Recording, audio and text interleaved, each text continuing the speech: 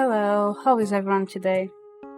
So, the plan is we keep playing Cinderella Evermore, and this time we are going to continue Fritz's best ending.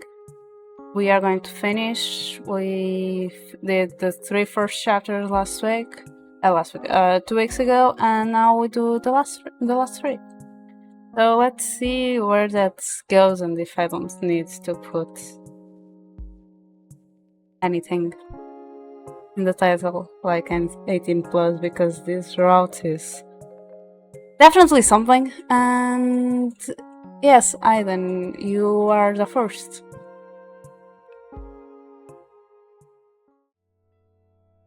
Switch things here. Hi Huffy, how are you? You.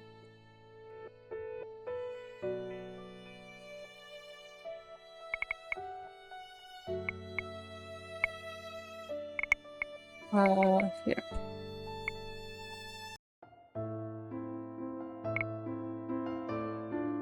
And that is all I have to report on the incident, Your Majesty. Fritz bows to my father before joining the knights gathered at the edge of the room.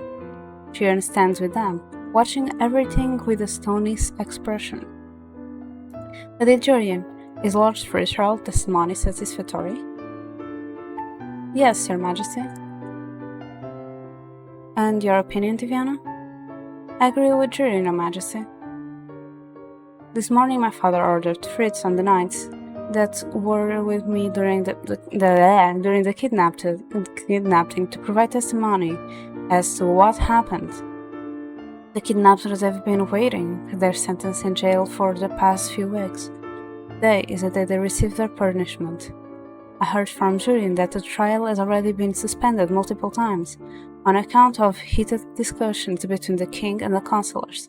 The case was of special interest to them because the criminals were witches. This technically, along with the king's own busy schedule, has forced us to postpone the trial. Father motions to the guards by the front door. It is a silent command to bring the criminals inside. The kidnappers lie silent as they enter the room and kneel in front of the throne. You know the reason you have been brought here. You have been charged with the crime of kidnapping the crown princess. To this crime you have both pleaded guilty. I glanced between the man and the woman. The defiance I saw on their faces the day they stole me away is gone, replaced with resignation. These people kidnapped and threatened me. They blame me for the divide between witches and humans, and for the loss of magic. Viviana? My father is speaking to me in a low voice. I turned to him, startled. Yes, Your Majesty? This crime was committed against you. As you are set to take my place, I would have you decide their punishment. I turned back to the kneeling criminals. The woman seems to quiver in her shackles, and the man is looking up at me with that glimmer with unused tears. 2 years ago, Mother would have punished them with death. She would have insisted that lenience was weakness. But these people do not deserve death. As if reading my thoughts, Father continues on a different tangent. According to the law, your kidnapping would be tried as a first-degree crime because you were unharmed. The typical punishment is 30 years prison time, so you can certainly argue for longer. I shook my head. No, I am unarmed. There is no need to press any further charges. In that case, I will allow you to decide if the sentence is ample.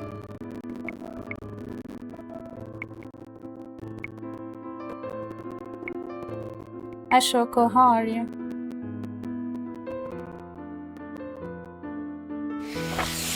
Thank you for the resub.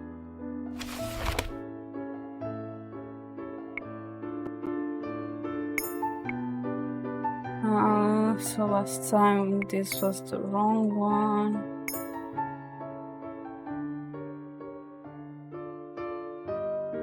As you are equal to every citizen of in the kingdom, I will not shorten or lengthen your sentence. You will receive the standard punishment. Hi Vortex, how are you?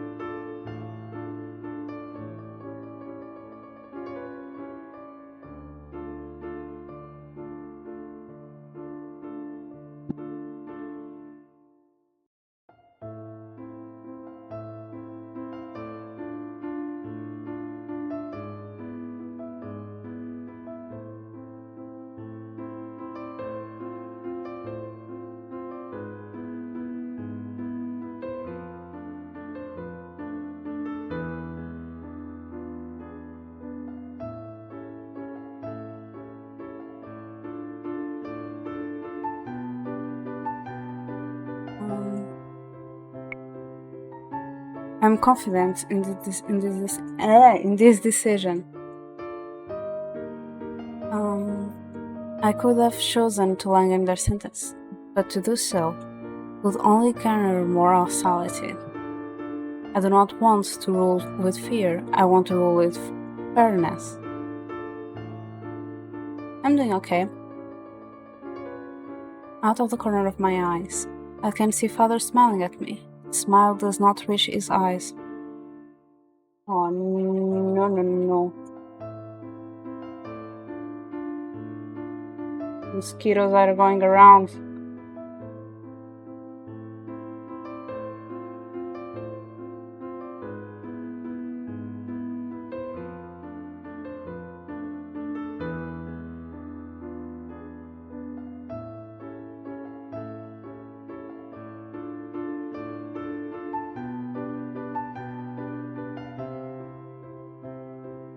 Out of the corner of my eyes, I see Father smiling at me. The smile does not reach his eyes, but the looks fills me with relief regardless. Be thankful the Crown Princess did not extend your sentence. Even if it was committed in desperation, your crime is still malicious. Thank you, Your Highness. I notice the man is bowing to me. The woman does the same. Eventually, the two of them led from the room. I glance at Fritz, who flashes a subtle smile in my direction. When it catches my eye, Father clears his throat. Now, I feel as if the divide this kidnapped was mentioned should be addressed. I have already given many speeches in an effort to bring the citizens of Angel together. Now I realize that words are not enough, action is necessary. When I suggest this to my father, he asks what I recommend. If I'm being honest, I'm not sure yet. Yet, I know now that words are not enough. They will not bridge this so-called divide. I would like to gather information first. Then I will speak about what happened here today, and I press a hand to my forehead and sighed. I will find some way to resolve this problem. Diviana, remember that this is not your problem alone to solve. Fritz nods in agreement. Even Jurian creaks her lips when I glance in her direction. I know. Jurian and the knights are soon excused from the throne room, and I'm about to exit with Fritz when Father calls us. I have something to discuss with Lord Fritz. It shouldn't take long. Fritz smiles. I'll be waiting for you at the usual place, Diviana. Oh, and he places a hand on my shoulder and squeezes. I'm relieved you didn't shorten their time, Diviana. I look at Fritz in surprise. Why would I have shown them any favor? I thought maybe you would shorten their sentence because you wanted to curry for favor with the witches. I'm glad you didn't. I thought Fritz was the most soft-hearted person I knew. Yet, in light of the recent fashions he has made, I'm beginning to see he's a lot more complex than that. Still, why does he care so much? And if I ask? Fritz looks away, a forlorn look in his eyes. It would have been like what happened with my mother. What? He shakes his head. I'll tell you about it some other time. The short story is that when the criminal who killed her was tried, the verdict was flawless. What verdict? Anyway, I have something to discuss with His Majesty. He steps away and turns his attention back to my father. I glance curiously between my father and Fritz, but neither reveals the topic of their conversation. Is this something else Fritz does not want to tell me? I brush my worry away with a nod, then swiftly turn and head out of the dining hall.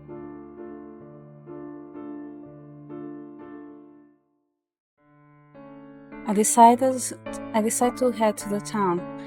With 3 knights escort me, I resolve to be productive in my time off and look for people who can help me decide what to do about the divide between witches and humans. Especially I look for Waltz. Before I would have gone to the Martian to look for him, but now, with the tavern closed, that is impossible. When Laurent Parfait passed away, there was no one left to watch over the Martian. Waltz and the other boarders have since moved out. Waltz now lives on the outskirts of Angel, but I'm certain that he comes to the town around this time to perform. There is no doubt in my mind that Waltz will be able to tell me more about the recent treatment of the witches. I searched the whole town square for Waltz, but he is nowhere to be found. Usually, he is in this area performing or playing with the children, yet there is no sign of him here today. I continue to look for Waltz over the next hour, occasionally stopping to speak with other townfolks to ask if there have been any disturbance in the area. Most seem confused by my question. Was what the witches were saying not true after all? I'm still searching when someone calls my name, pulling me from my thoughts. Princess Diana. I turn on my heels and see a familiar man striding toward me with a bright smile on his face. A young woman walks beside him, smiling nervously. I'll never forget Chevalier and Denise's faces. Long time no see, Princess. I am grateful to Lilac for giving me the opportunity to see you today. Denise raises her head and smiles. It's good to see you again, Your Highness. Likewise. How is work at the clinic? 2 years ago, when the fairy tale curses were broken, Chevalier regained his memories and returned to work as a doctor. Anise, who had always been interested in learning more about medicine, decided to stay on with him as his assistant. It has been months since I have seen either of them. Chevalier glances at Anise, a mischievous smile on his face. Anise looks away flustered. Won't you tell the princess the good news, Anise? Anise fiddles her thumbs, her expression turning sheepish.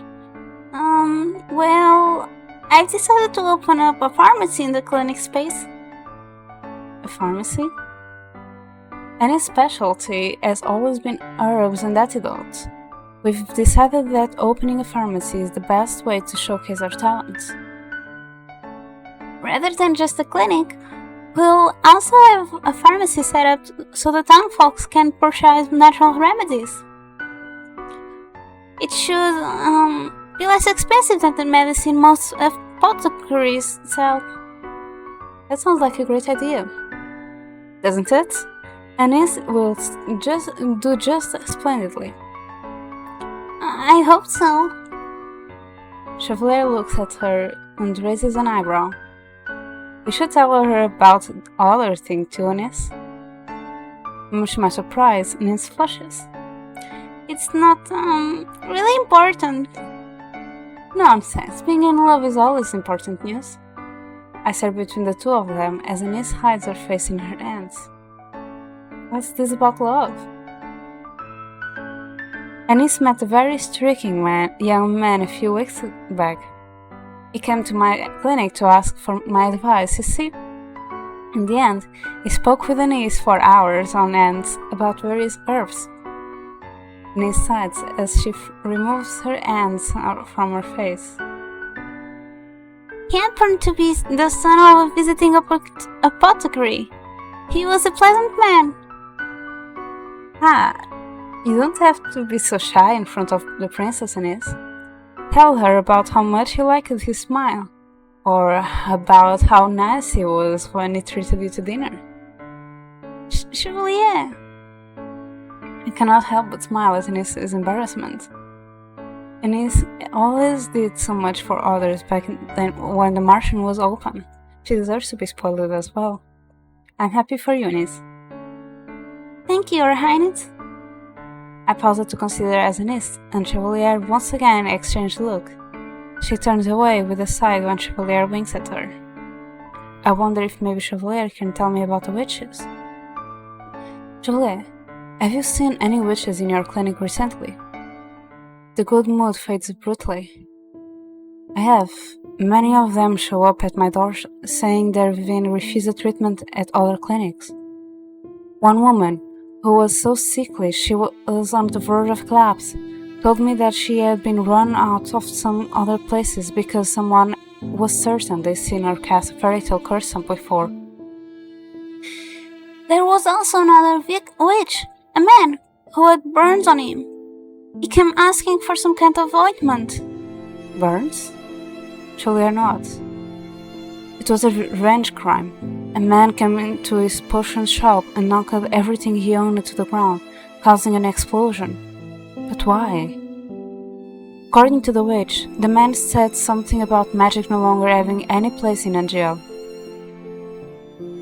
The more Chevalier speaks about the incidents, the more my stomach churns. Many of these crimes were mentioned by the counselors, but no one mentioned specifically that they had been done against witches. I cannot excuse this discrimination. I'm sorry, Princess. Sorry? And he smiles at me sadly. We didn't mean to add to your stress. You don't need to apologize. I came seeking this information because I wanted to help. Perhaps I can discuss some sort of safety measures with Julian. Hi, Mina. How are you?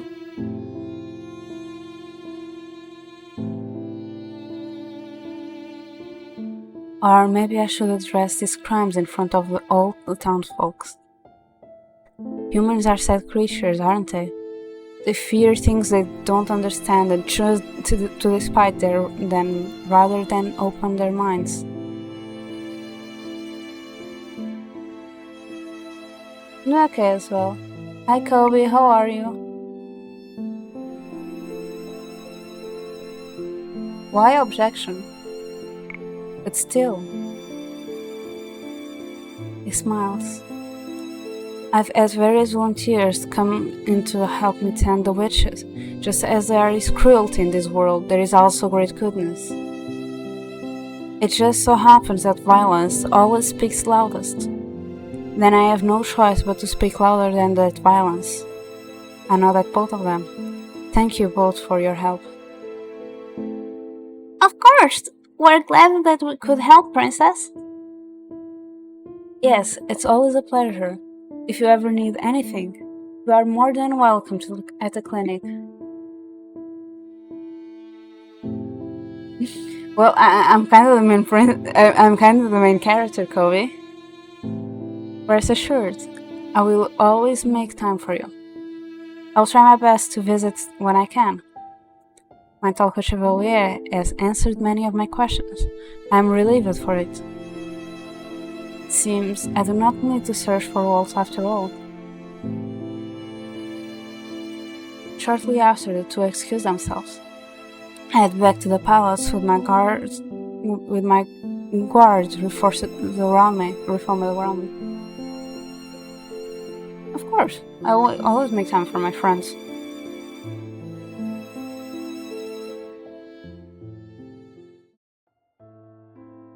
No sooner have I returned when I am met by another familiar face.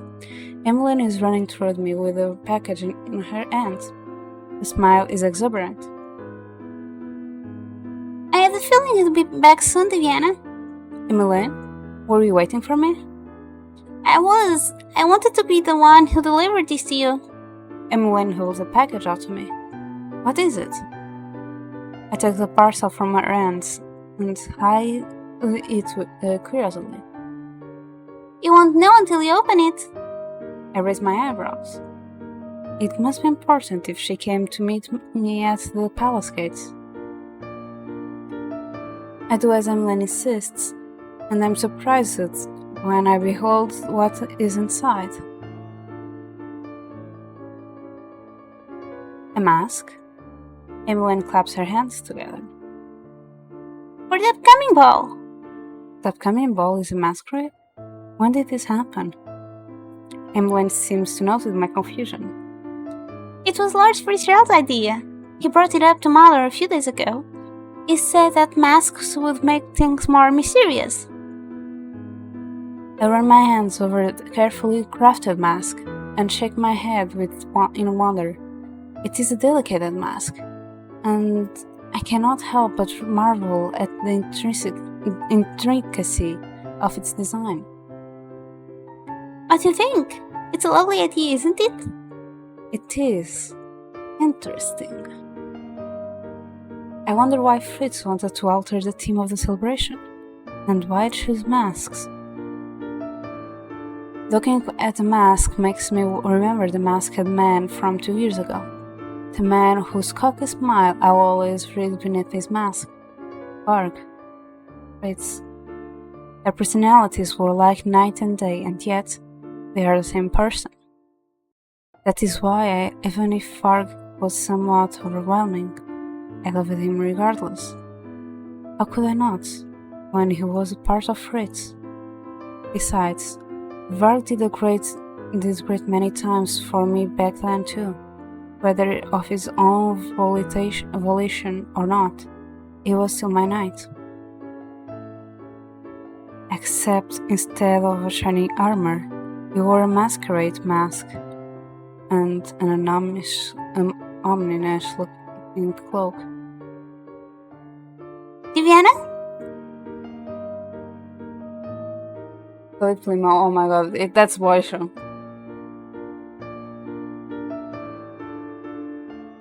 That's Boysha. Emmeline laughs when I startle. Rod was right. I do just need to say your name loud enough. I was just appreciating the mask. Then why did you speak in Portuguese out of nowhere? That's normally Boysha.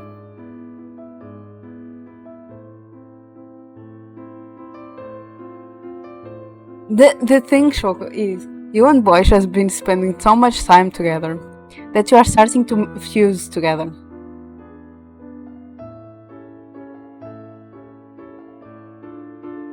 I'm happy for you, but Mina, did you rest and did you stretch?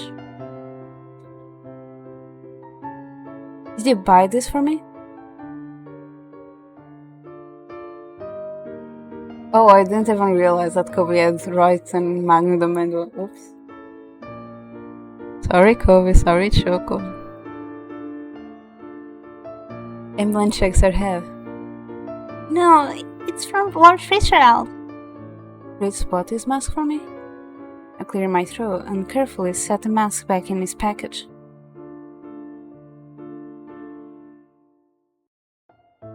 You know where Fritz is now? Oh my god, I'm doing Emmeline's voice.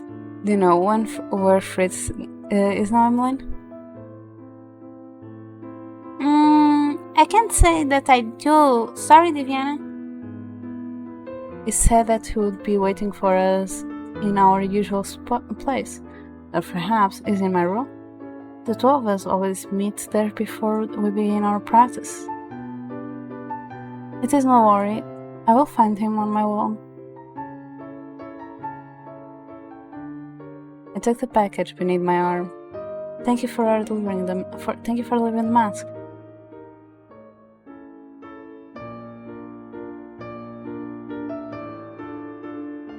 Oh, it's no problem. I wanted to be the first to see the wonder on your face. I look at her, studently curious.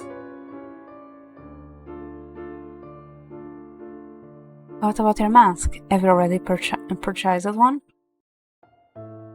Yes, earlier today. She flushes.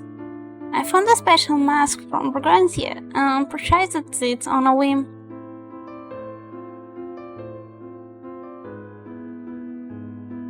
Oh, aren't Burgundian masks specially flamboyant? That does not seem your sign unless I raise an eyebrow. Are you trying to impress someone? Maybe I am. It just so happens that Burgundian royalty will be joining us for the celebration, since Prince Lance is attending. Her words fade as soon she looks at me embarrassed.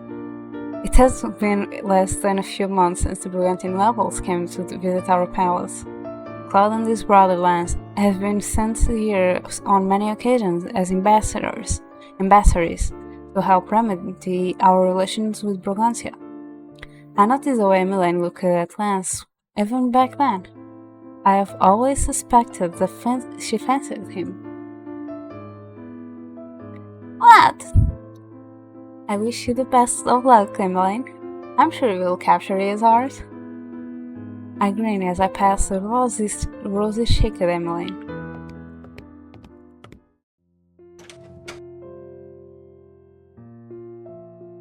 The first thing I notice upon my return is that Fritz is seated beside my window. The minute I step inside, he looks at me. He eyes the mask with a smile. So, Emmeline delivered the mask to you. What do you think?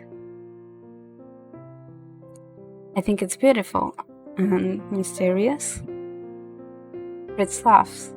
The sound of it relieves my heart. You say it like you are not sure, because I'm not. I have never attended a masquerade before. I step forward and raise an eyebrow at him. I heard from Emmeline that it was you who suggested this. I ask why? I'm sorry, Diviana. It was for an entirely selfish reason. I wanted to give you a mask, and I wanted to see you wear it. I had a lot of fun designing it for you. Fritz, you designed this mask? I did. I wanted to do something special for you. And also, he leans forward, eyes glinting with mischief.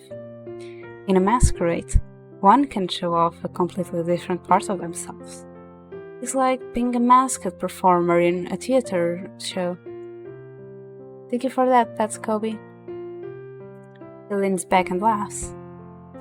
I thought it'd be nice to be someone else for a change. Someone else? You'll see. He stands and crosses his arms. Before we head out of our practice, you remember earlier in the throne room I mentioned a trial that involved his mother. Yes, I remember. You said you'd tell me more about the incident when you were feeling up to it.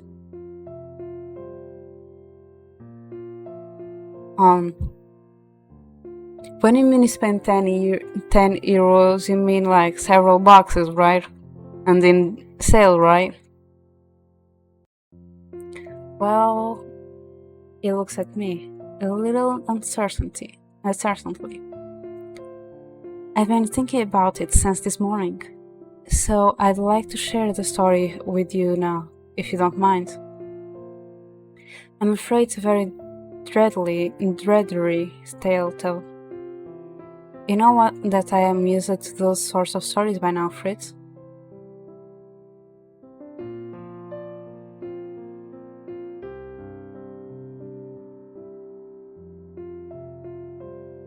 Oh my god, Kobe, I'm judging you because you didn't pull the ones that were on sale.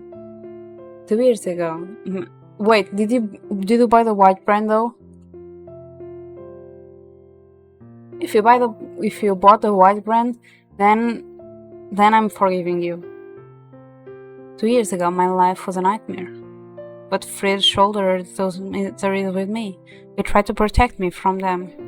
The least I can do is try to understand his own sadness. I will listen regardless, Fritz. So please, tell me. What happened? I told you before I lost my mother when I was very young, right? I was only 3 years old. That means this was before I was even born, before mother's reign. I put a hand to the pocket where I kept Fritz's knife, his mother's knife. Before, it told me that if she had this knife on the day she was killed, things would have been different. Have I ever told you that my mother was a teacher, Diana? I look at him, wide-eyed. No, you have not.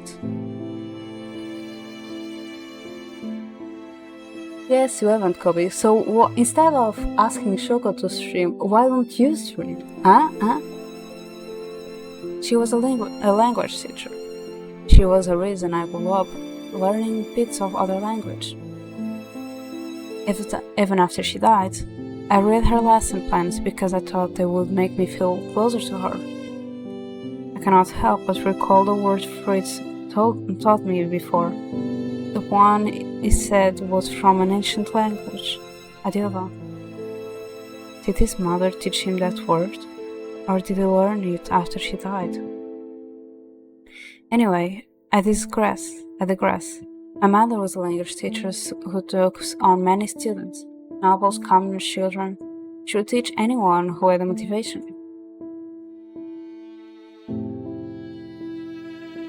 But then you are crying that we haven't been streaming. My father always told me she loved what she did, so she was happy. We all were. He leans against the wall with a sigh, despite the sunlight blanketing the room. Air feels dreary, heavy. Then she took one student that would eventually kill her. My father says he was a Brigantian nobleman who wanted to learn Sicilian language. Most likely, it was because he had business connections with the Civil. That does not seem like such a strange request. That was a neat warring kingdom, after all. It makes sense that he would have connections there. Anyway, mother used to visit this man every other day. He paid my mother more than necessary and was a fast-learning student. But then one day, word of a scandal began to spread around NGL. Word was the nobleman was involved in some illegal trade with Sicilian businessmen. My mother could confirm those suspicions. She found proof on an illegal trade deals in a nobleman on a letter. Apparently, the letters had gotten mixed into my mother's lesson plans by accident. They were written in a language only she understood. Shortly after my mother notified the king, the nobleman mysteriously disappeared. The day after, my mother was found murdered in an alley. The knife in her chest had been brought that day by a young man who no one recognized. It turned out he was a hired killer.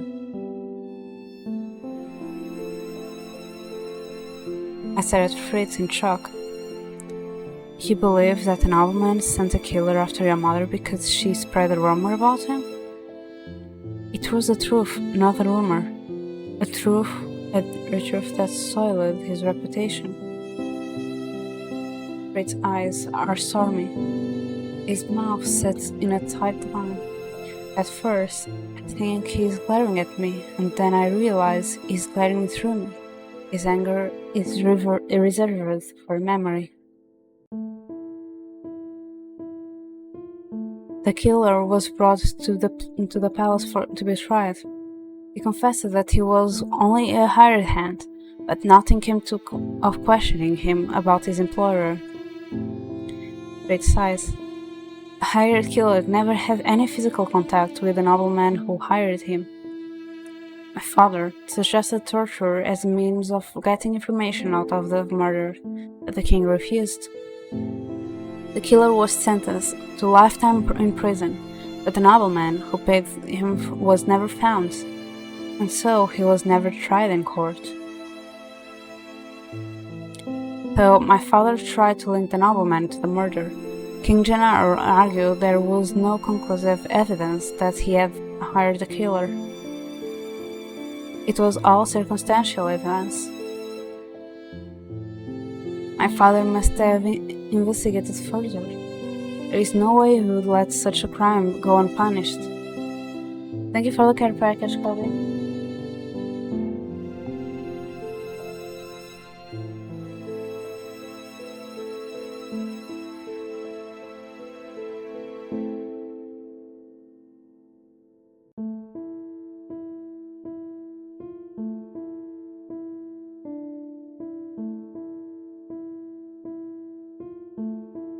Yes, the investigation was extended, but nothing conclusive was found.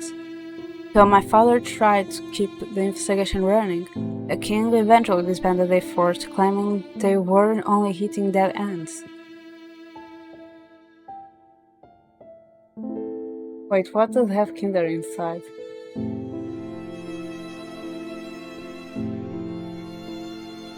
Huh?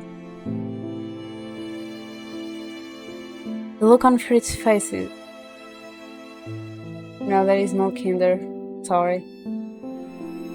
The look on Fritz's face is so mournful that I cannot help reaching for his hand. All I want is to anchor him in the present, get him away from his memories. I squeeze his hand, and Fritz turns to me with a grimace. After that, nothing happened for a while. I was too young to understand where my mother had gone. My father became distant. I distinctly remember him disappearing for long stretches of time. He was gone longer than he had ever been before. I almost always had someone else in the manor with me. Nora. His expression flatlines. Then one day, he came home covered in blood, and he told me that justice has been served. I stared at him. He killed a nobleman? I didn't realize it until much later, but yes, he made him confess, and then he killed the nobleman himself.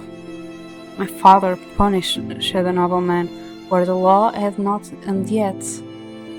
He shakes his head. I have never felt closure.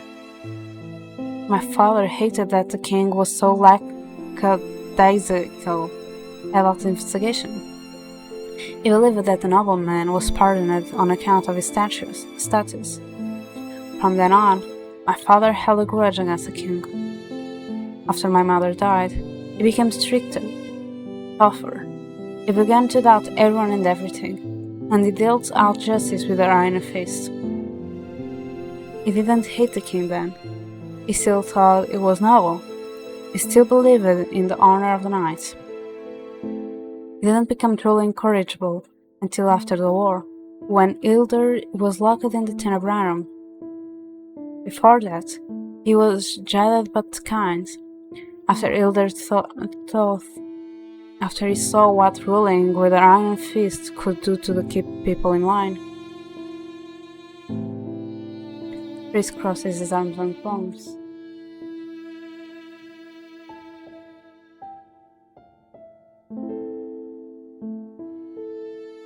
Oh my god.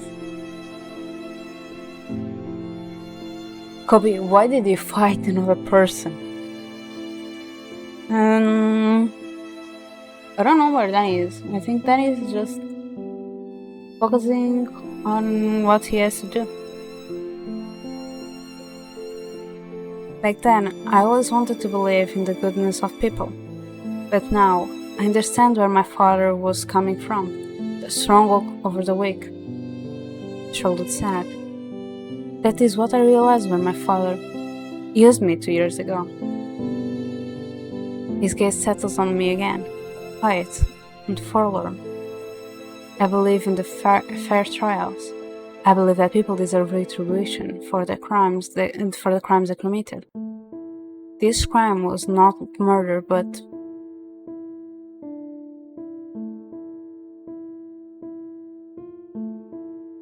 Kobe. That's not the reason. You were stolen, Diviana. They had a knife at your throat. Sometimes I think about what I would do if I lost you. Diviana, I wonder if I will come to hate the world just like my father did. He goes silent as he slumps his chair. Perhaps the reason Fritz was so impacted by that trial was because he believed it should have been harder on someone who could have taken my life. Well, there you have it. The story of my mother's death. I'm too young to remember it myself, but I've put the pieces together over the years. He looks at me expectantly. What do you think? What do I think? About the verdict. Would you have done anything different from the king?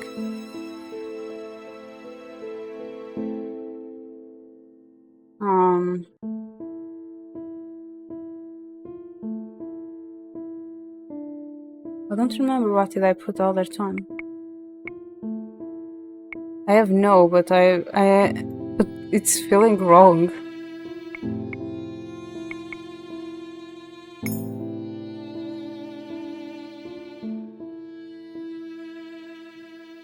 Oh.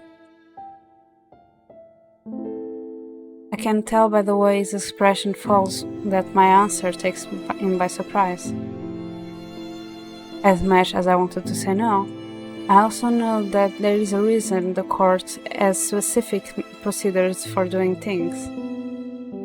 I think the same logic applies to other criminals too. Even if we have suspicions, we cannot act on things that have not been proven. We can only judge what we see and what we witness, not what we assume.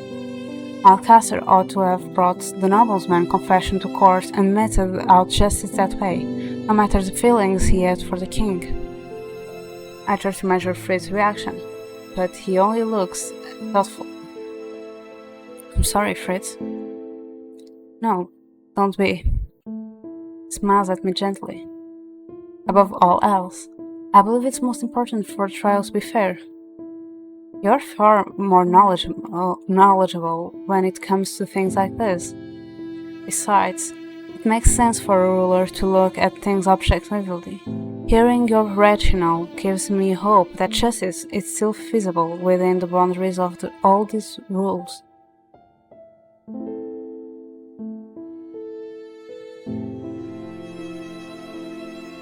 Kobe got Ezekiel. He shakes his head, the soft smile never leaving his face. What's in the past stays in the past, I think. Hearing your opinion makes me feel a little better. It's funny, my intention was to tell you more about my mother, but in the end, I learned something about myself too. You really are a wonder, Diana. Fritz pulls me to my feet and kisses my forehead. Then abruptly, he pulls me into a hug. Fritz? Thank you, Diana, for hearing me out. I rest my head on his shoulder. You never need to thank me, Fritz.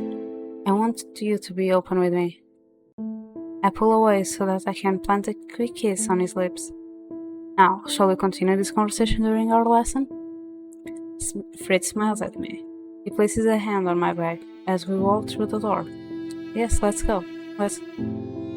We exit unshiftily a stifling room and walk out into the breezy corridor.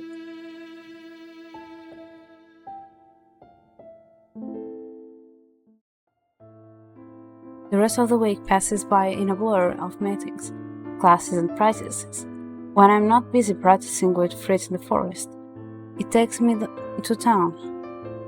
There, the two of us go search for evidence of discrimination against witches. Ever since I spoke with Chevalier, I have been unable to rest. Fritz has agreed to help me gather information and, unsurprisingly, is able to compile more evidence than me. Before you do your daily stretch, please, Mina. It may no longer be a knight, but he's still incredibly good at work that requires subtlety and stealth. By the end of the week, the two of us have compiled a long list to present to the counselors upon our next meeting.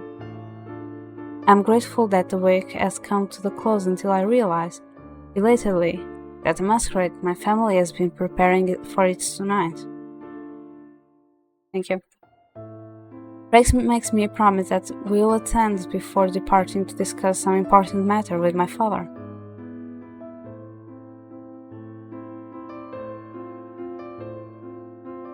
The people from the masquerade come sooner rather than later. It is not long before darkness cloaks the hallways and guests begin to pile in. I exit my room to make my way through the throne room. The mask on my face feels heavy, even though it is perfectly suited to my face. No one has seen me wearing it yet, not even Emily.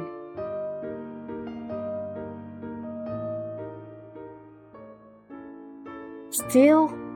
Oh my god, I'm sorry, Mina. Hope it does not look too ostentatious. I put a hand to one of the dress's inner pockets. Tucked inside is Fritz's knife. It is a strange good luck charm, but it makes me feel more confident as I walk into the throne room.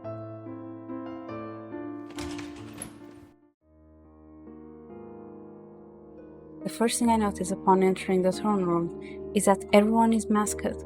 Most of the women are wearing beautiful designed gowns that shimmer with the dark colors of the night time.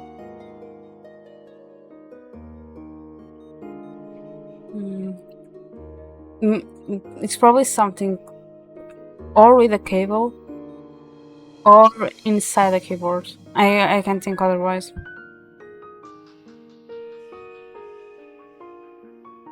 The men don black coats and vests, and wearing bright smiles that offset their dark masks.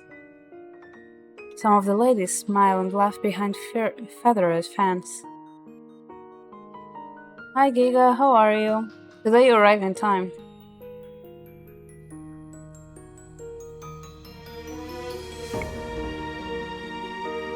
Thank you.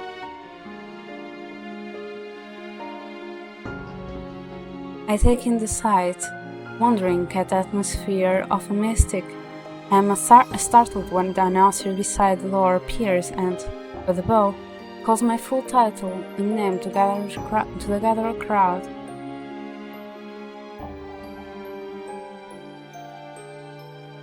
Mina, don't complain, just use it.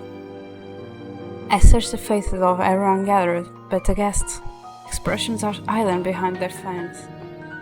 My heart tightens at the sight. Why am I so nervous?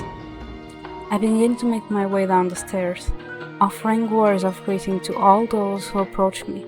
I cannot help but noticing the nobles are more brazen on this night. Ladies titter and grin behind their fans, and more than a few men wink at me. Is it like they are different people? I'm still meandering through the crowd and search for familiar faces, when I notice a man in attire similar to Fritz. Fritz? The man turned, but it is not Fritz, only some masked nobleman. I called disappointed inside of me and turned around to begin my search again. Looking for someone, princess?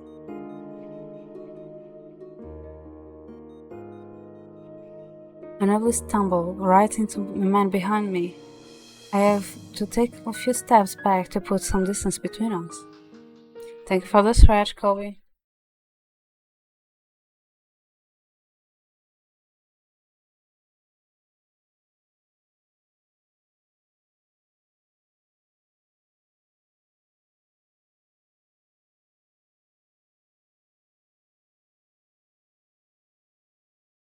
Oh, you might need to change it. Or did you switch cables? Because, for example, for my controller, I had to change the cable, and I was having really difficult things because the connection that I have for the cable was a really specific one, to be able to fit the controller. So I had a really hard time to find it. I look up and freeze when I see this mask.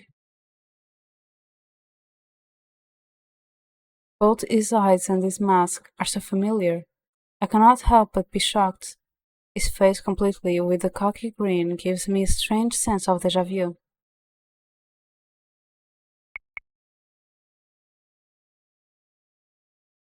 Let me just.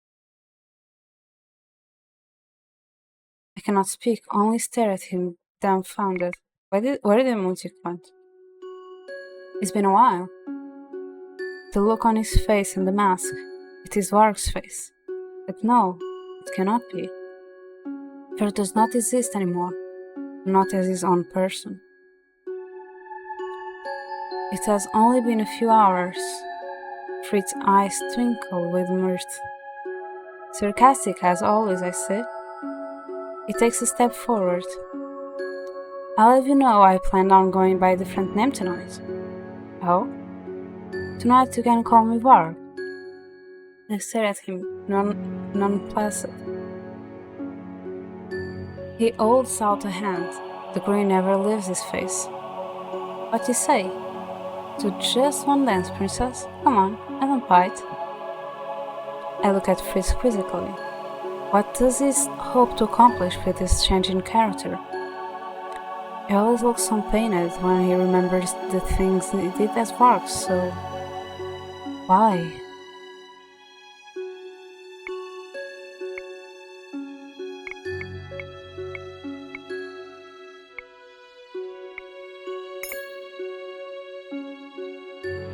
What, cat got your tongue? What, no wolf pants? We've lost your touch. Oh? He takes a step toward me. It's tough and tough, I cannot read his eyebrows. It is impossible to miss the smirk on his lips. I may be a bit out of practice. I think I'm better at word-playing than a certain dumbstruck princess. The difference between us is that I know how to speak without demeaning a person. I expected more flamboyance from you, Varg. Fritz shrugs. Sorry to disappoint, princess. Next time I'll make sure to dress in bright, gaudy colors, just for you. He presses a kiss to the back of my hand. Then, much to my surprise, he pulls me toward him with a grin. Shall we dance?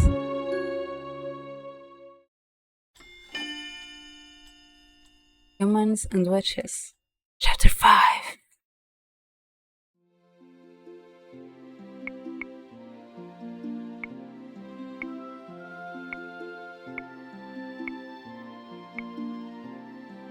If the night outside is a canvas of gentle twinkle stars, the throne room is an intricate painting of a midnight dance. I catch Fritz's eyes in the middle of our dance. They twinkle with a merriment, so bright it is contagious. I cannot help but smile myself. Tonight is a night of boldness and freedom, a night where we can be anything we want beneath these masks. Fritz spirals me away from him and then back again. For a few moments I remain rooted in place, not wanting to move. Then, perhaps, because of the atmosphere, find myself standing on the tips of my toes, so I can plant a kiss on his lips. The composite smirk falls away from his face, replaced by a faint flush. As abruptly as I pulled me toward him, he suddenly twirls me away. Feeling more brazen tonight, aren't you? Oh, and here I thought you know how bold I could be. Fritz grins at me. You're the type that enjoys kisses stolen in secrecy. I'll love the more intimate things tucked away, where no one can see them. That's the princess I know. Then maybe you don't know me as well as you think you do, Lord Richard? Oh, I'm sorry. It's Lord Fox tonight, isn't it? Fritz does not deign to respond with words. He leans forward to plant a kiss on my forehead before spinning me away. Just hard will work for tonight. And what am I to call you? Me? I can't be the only one playing dress up, can I? Title for me. Memory that I have long been trying to suppress for surfaces. As princess. It is a title the town folks used to call me behind my back. One I refused to acknowledge until it was too late. What's with the door expression? In one quick step, Fritz bridges the distance between us. I am completely aware of my hand pressed to his chest and his breath on my cheek.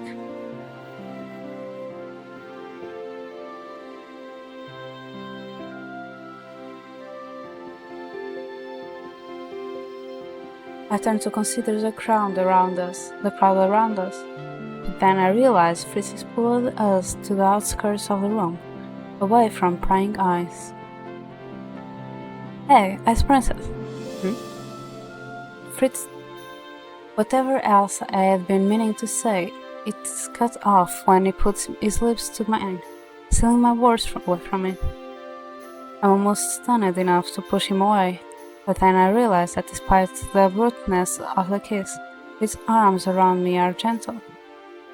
The kiss, both deep and lingering, is enough to make my knees weak, yet it is disappointingly short. The moment I feel myself sinking into his touch, he pulls away and pulls a loose strand of hair behind my ears. Ice Princess, the one who made all of those mistakes in the past, the one who was forced to face so many of her mother's demons. That woman is still you. The smile on his face is gentle. I came to realization a few weeks ago, Diana. It was this. In order to face the future, I have to face the past first. His expression becomes somber as he touches the mask on his face. This whole time, I've only lamenting my past. I've been talking about how much of my life was wasted serving other people. I've always hated a part of myself that was vague. It was the part of me that hated the world. A part of me that judged everything and everyone. But wearing this mask now makes me remember Varg differently. Now I can't help but remember the side of me that laughed in the face of danger, the part of me that held tight to you even despite my curse. I did some terrible things, Diana, and maybe you did some things you regret too, but he leans forward to plant a soft kiss on my forehead. And he pulls me away. He's once again smiling his gentle smile. The past is a foundation, and I've realized that it's only through accepting everything that I did and everything that I can move on. Just around the throne room, my eyes fall on the masked guests and on the jovial smiles lining their faces. People are guilty of wearing masks around others People are guilty of wearing masks around others all of the time, but give them an opportunity to wear those masks in public, and they open up and become less afraid to show who they really are. That's why I thought a masquerade would be good for us. Wearing a mask is like looking into a mirror, I think. I smile as I wave my fingers through Fritz. Those are wise words than I thought you. Those are wiser words than I thought you were capable of, Varg. Fritz bursts out laughing. His smile turns cocky. I would be offended if it wasn't so amusing. He pauses, looking thoughtful. So, will you let me call you Ice Princess? Whoa!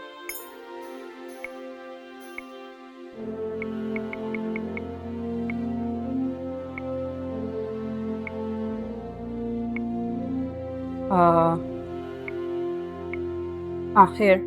How did that happen? I've always thought it was a beautiful title. Ice is sturdy, sure, but it's also malleable enough to shape into into whatever shape you want. Why can't I speak?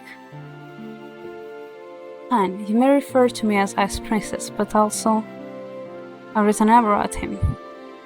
Not that I don't appreciate the flattery, but if we are revisiting the past, it smirks. Fine. I tried to be romantic and you cut me down. Same old Ice Princess. That sounds more like the bargain, no? He takes my hand and plants a kiss on the back of it. I've been making tonight sound like it's about me when it's really about you. So I insist you to choose what we do next, Ivana.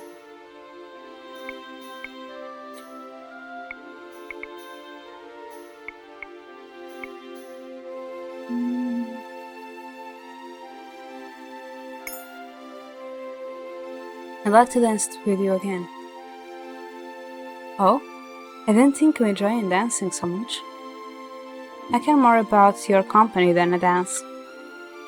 What if I was clumsy company, always stepping on your feet? Which is surprisingly the answer for someone so clumsy. But then, if you step on my feet, then I should also just step on yours. I wouldn't mind that so terribly. In fact, I think I'd enjoy that instantly.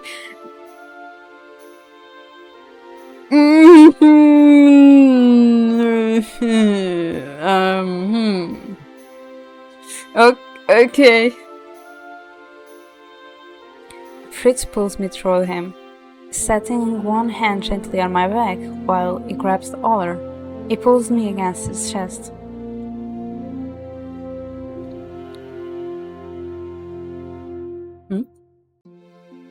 This is not dancing. I have no idea what you're talking about, Ice Princess. My whole body is warm, radiating with the heat of his skin on my own. I realize with a start that the music playing in the background has become softer, without even realizing my own footsteps have become slower to match the rhythm of the music. Fritz moves just as smoothly, every one of his footsteps perfectly echoing mine. He never steps on my feet. I can feel his breath on my neck as he leans down to speak with me. If this isn't dancing, what would you call it? A pressure of personal space. And what's the problem? We're in public. You are more than welcome to step away whenever you want. Thought so. I'm fangirling here. He plants a kiss beneath my ear before pulling away. The two of us continue to dance without caring who sees us. Oh my god, Mina.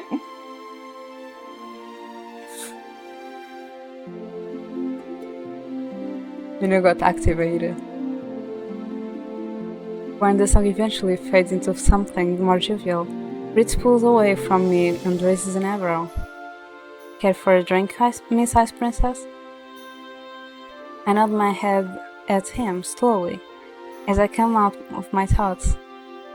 I'll be back in a few moments then. Don't go anywhere, okay? Fritz walks off to get something to drink, but does not leave me alone for long. Only minutes later he has returned.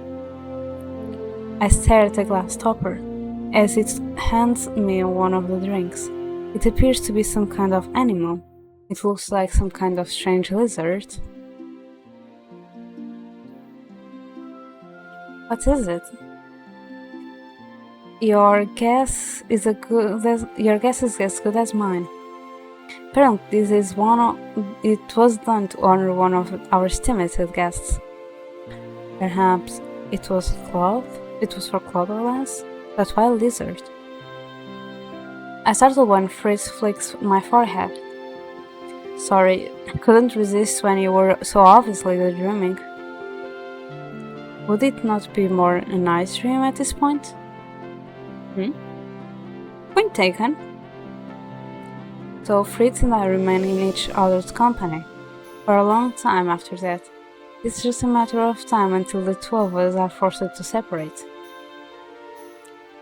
I am pulled aside by other nobles, all of whom I have some matter or another to discuss with. Meanwhile, Fritz is cornered by some of his acquaintances from the order. I insist that he share a drink with them. and after some hesitance, he agrees to accompany them. Later, socializing becomes more difficult. My energy is drained and I feel suddenly claustrophobic. I need some fresh air. I glance around the throne room in an attempt to find Fritz, but quickly give up at the effort. Should let him relax for a change. I turn and head out of the throne room. I release a sigh as I step out in the corridor. The tranquil night is a nice change from the crowded throne room. I wander a little further, deciding to put as much distance as I can between myself and the crowds. I meander down some of the nearby corridors, taking in the quiet of the night, letting it settle gently on my shoulders. Save for a few nights out of patrol, the walls are empty. Some wave at me as I pass, but none approached at all. It remains this way until I am a good distance away from the throne room. The familiar night makes her way over to me. Princess Iviana? What are you doing out here? You came out here for some fresh air. I pause to glance behind me. I realize suddenly that I have come into a different corridor. Many of the lamps here are unlit, probably to discourage people from wandering any further. June smiles at me warmly. A little too crowded inside for you? I'm afraid so. I'm surprised that Fritz isn't out here with you. I didn't want to pull him away from the festivities when he was having so much fun. It's been a while since he has been able to relax. I can't argue with that. He's looked tense recently. I nod, then look at her curious. What about you? How have you been since the promotion? The smile that stretches across Julian's face is so bright it sparkles. I've been well. It's a lot of work, but it's rewarding. I only wish... She stops then, smile fading from her face. I can tell by the melancholy on her eyes that she's thinking of Carlin. My heart sinks at the memory of him. I have tried many times to apologize to Julian for what happened, but she insists it was not my fault. Now, the only thing I can think to do is pay my respects to him, as I do with everyone else. I hope that my words reach him. Jen shakes her head abruptly. Never mind. When she faces me again, her cheer has returned. I'll escort you back to the party, princess. I was just returning myself. I nod my quiescence. The two of us have just turned and are beginning to head back when Julian suddenly stops, head angled. I follow her gaze down the hall and see people in the far distance. Guests? There is no reason for them to venture this far. I look questioningly at Julian, but she has already started walking through the small crowd. Head back to the throne room, Your Highness. Wait, what? But Julian trots off silently before I can even finish my question. For a few moments, I simply watch her go, disconcerted by the sudden change in her demeanor. Out to head back, but I'm curious about what's happening. Surely, it cannot hurt to investigate. If I need to, I can always hide. Fritz taught me how to be inconspicuous. Eventually, I come to the edge of the darkened corridor. I duck behind the nearest pillar and scope out my surroundings from behind. From here, I can only just barely make out Julian's profile. In front of her, total in heavy darkness, are two knights and a woman. I realize immediately that they are holding a woman between them, and that one of the knights and his hand clamped over her mouth. What is the meaning of this? Commander, we're just dealing with an interference. We found this undesirable roaming the halls with a stash of dangerous equipment. The woman between them continues to struggle, but her thrashing barely moves her knight, who stands stock still as they look at Julian. Let her speak. But, Commander.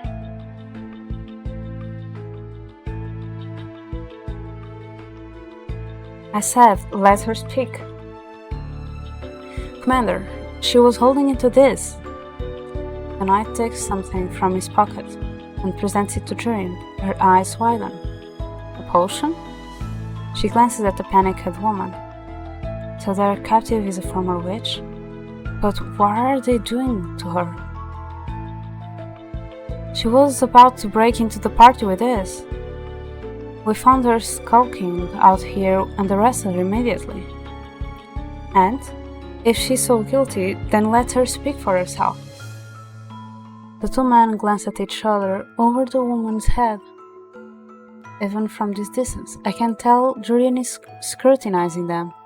If I was able, I would come out right at this moment and bid the knights to speak myself. But Julian cannot know I'm here. At last, one of the knights sighs. I never thought you would be a witch sympathizer, Lady Julian.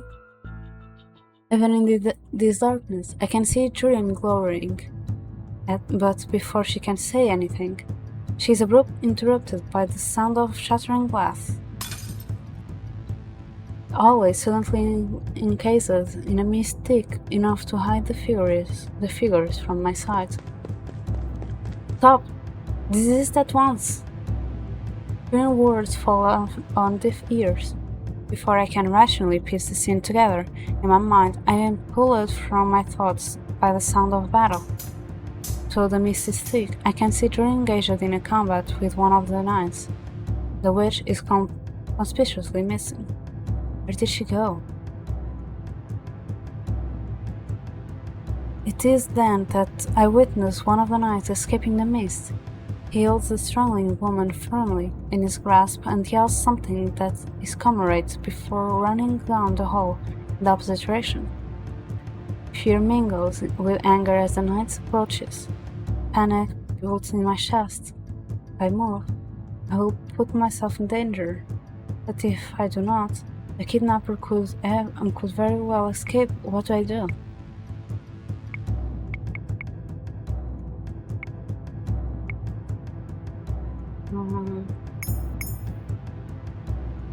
I still myself, trying not to imagine the panic that would be in Fritz's eyes if he knew what I was about to do.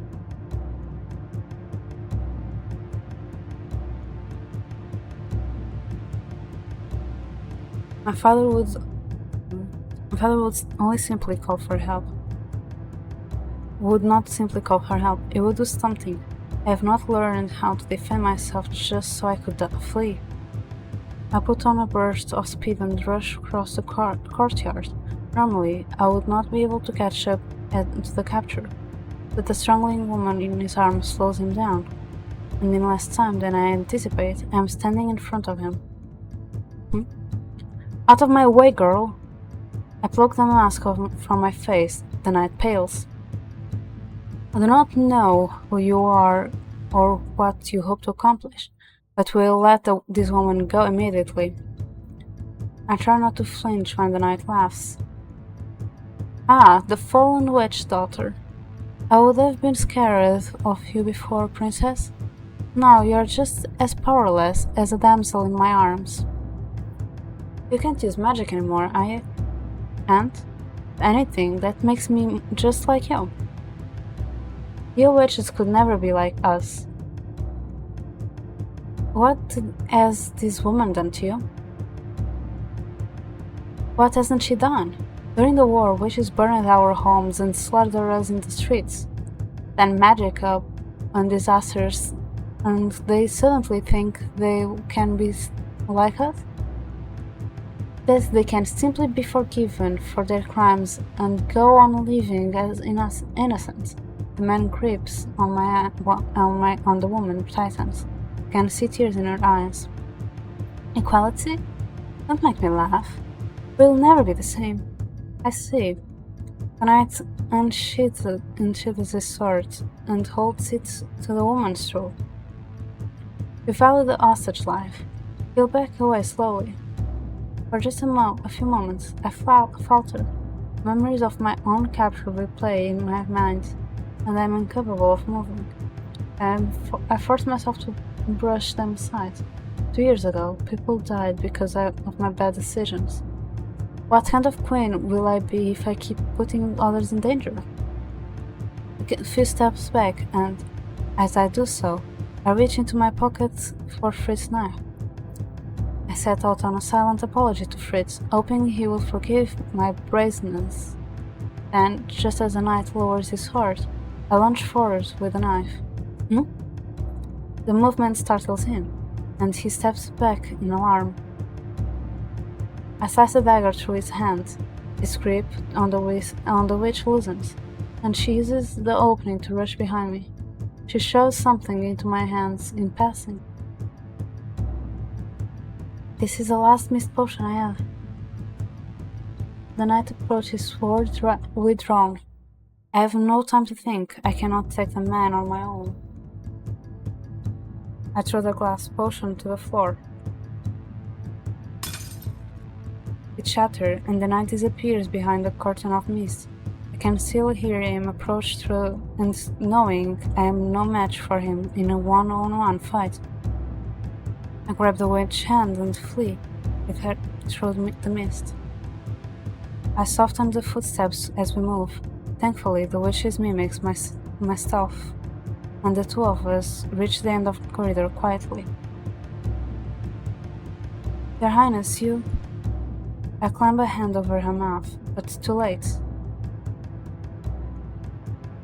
The knight, who had been wandering silently through the mist, turns his sword in our direction and lunges. I just barely managed to pull the witch out of the way in time. But when the knight turns toward us again, I know I am outmatched. I have been practicing, but I do not have enough experience to face a skilled swordsman. Still, I refuse to be bested. I do the last thing I can do.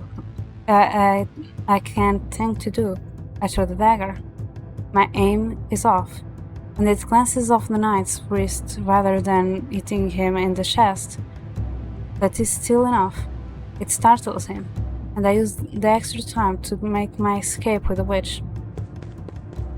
A word comes unbidden on my lips as we run. Adiova! I turn to bend of the corridor. Viviana, I run right into Fritz, who somehow managed to remain standing upright. What? He freezes at the sound of incoming footsteps. He sees me standing with a quivering witch and seems to piece together what is happening. He takes out his sword and turns to the knight as he approaches. The knight falters, but before he can escape, Fritz surges forward, quick as lightning. His sword rings like thunder against this knight's. Lower your sword! An approach from the opposite end of the corridor. Sword raised. A group of knights trail her. Other criminal is sandwiched between them, hands bound. The captor, facing Fritz, has no choice but to lower his sword. With one last scathing look at the witch, drops his sword and raises his hands. It is only after he has been captured that I allow myself to breathe.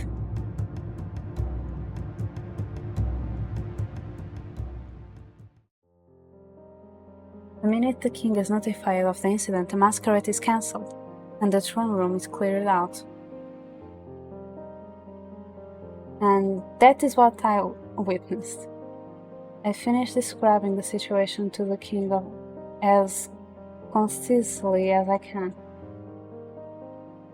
When I'm done describing everything I have witnessed, I stand silently and wait for the king's verdict.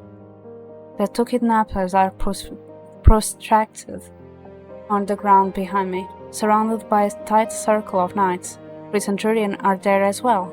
I can feel Fritz's gaze on my back, and I have to resist the urge to look back at him. I'm laughing because I know she's being scolded. So this is another hate crime against witches. Your Majesty, if I may interrupt. Victorian, we've discovered that this is not the criminal's first offense. They are also behind some of the recent witches' hate crimes happening in town. Trian shoots the two knights a severe glare. I hold myself responsible for not having found out about their crimes earlier. You have my deepest apologies, Your Majesty. Your apologies are unwarranted, Julian. I am just as surprised as you to see this hatred even within our ranks. It sends the end to the knight, expression stoic. I personally invited Lady Celeste to this ball. She is a busy woman, a countess from Gantia who deserves our utmost respect. Countess? Father invited a countess from Gantia here without me knowing? I invited her here to act as a spokesperson for witches, and she gracefully agreed. He frowned. I do not know what you intended to do with her, but know this. You will be tried for all of your crimes. Will not be prejudiced in this kingdom. With that, the two men are taken from the room. Their sentence is all but set, but they will nonetheless get a trial for the sake of fairness. Trin herself lets them out. After she has left, it is just Fritz and I left in the room.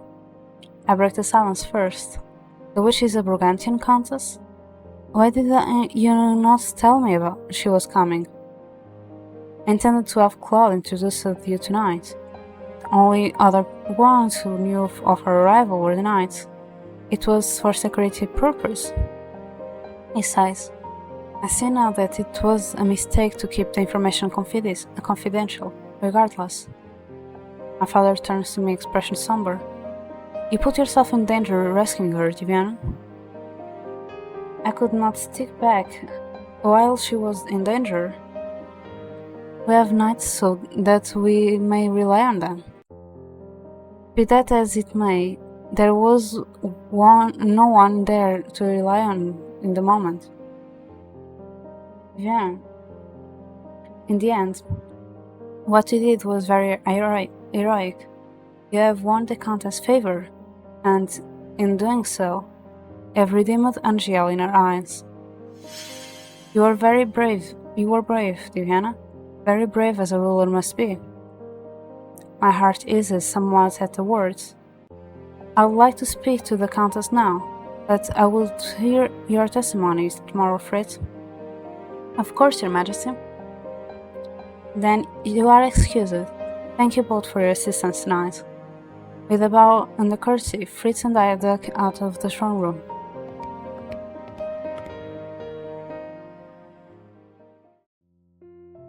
My head is still reeling by the time I return to my bedroom. To think the woman I helped save tonight was a countess from Brigantia. I collapse onto my bed with a groan. Fritz leans against the wall near me, arms crossed. What a long night. Fritz shuffles silently in place. He is fidgeted enough, I know there is something in his mind. Just say it, you're disappointed I put myself in danger, aren't you? Disappointed? Diana, I could never be disappointed. Terrified for you? Yes. But disappointed? How can I be disappointed when you saved an innocent woman? This whole time, you have been trying to protect yourself, to end up using the skills I taught you to save someone else. It crashes down so that we are eye to eye. Much to my relief, a soft smile graces his face. You knew when to attack, when to defend, and when to run, I sighed. Some of it was luck. Who knows what would have happened had Lady Celeste not had that extra missed potion. Right, and that's the part of that terrifies me. But while I want to protect you from everything, I'll be doing you a disservice by not believing in you. I said this before, Diana, but you're the strongest woman I know. And this proves it more than anything else. You're a lot calmer about this than I thought you'd be. Fritz shakes his head. His eyes are filled with mirth. Like I said, it's impossible to be disappointed in you, and use the knife. Instinctively, my hands go to the pocket, but the knife is not there. Oh no, I threw it at the night, but then forgot to retrieve it. Hey, he throws out his arm, and with a flick of his wrist, the knife flashes out from his sleeve. He hands it to me with a flourish. I saw it in the corridor and thought you might have dropped it. I didn't realize you were hiding it in your dress. Give it to me as a gift, and it's a good means of protection. It'd be foolish of me not to carry it. I looked down at the knife, thoughtful. For a few moments, Fritz rubs its hands around mine. What you did today was amazing, Diana, but please promise me you'll always prioritize your own safety. Angel can't lose his future queen. The spark dies in his eyes as he speaks, and his shoulders sag. And I can't lose you. You mean the world to me, Diana. You're the one that keeps me rooted, that keeps me sane. You're my dream for the future. His eyes are on the dagger as he speaks. I wonder vaguely if he's thinking about his mother and what happened to Alcaster after her death. I need to comfort him somehow, but...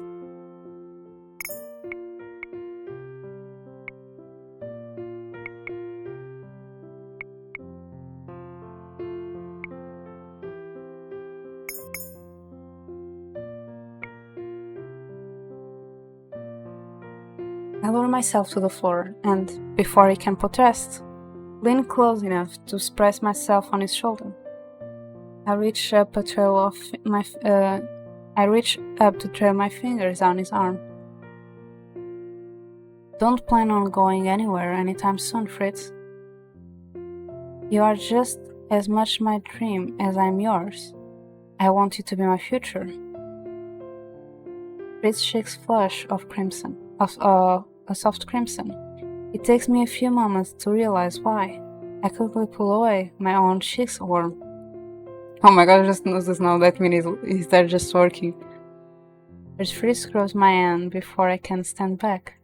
He draws my fingers to his lips and kisses them one by one, lips lingering on each one.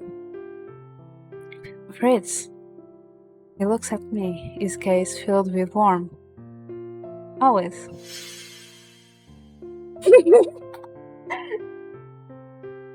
And now she's just blushing.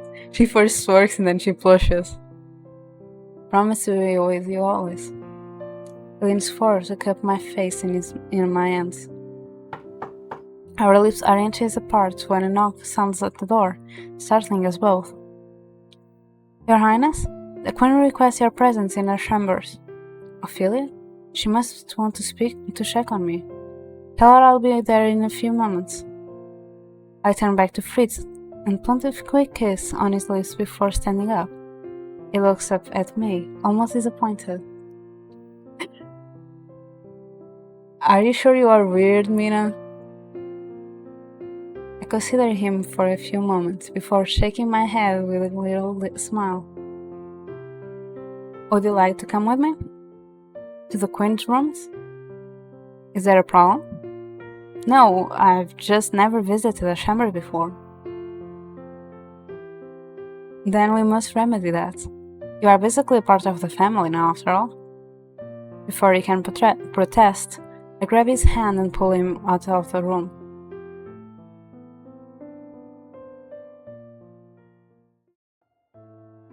Last night's proceedings feel like a dream in the morning.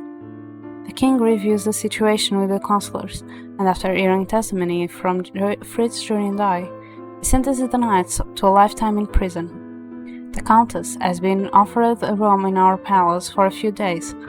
Last I heard, she is resting in her room and recuperating from the trauma of last night. Even the masquerade feels like a dream. In the morning, everyone is exhausted, with the exception of two people. You absolutely must fight me. I will not leave in jail until we spare. Sorry, Your Highness, but I have a very tight schedule.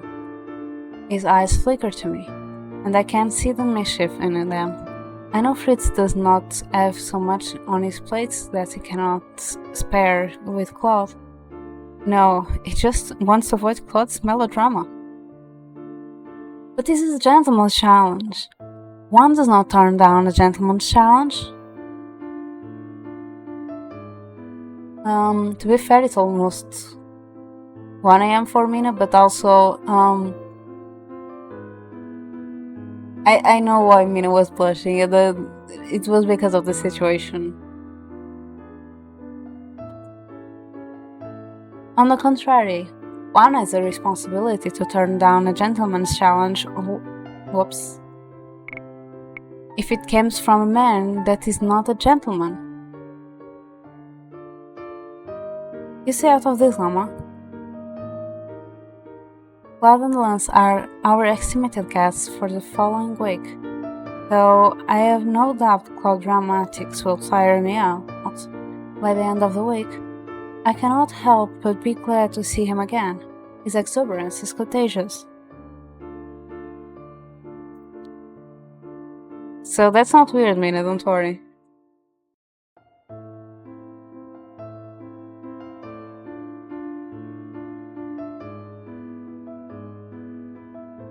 Emily especially is excited the two princes are staying longer.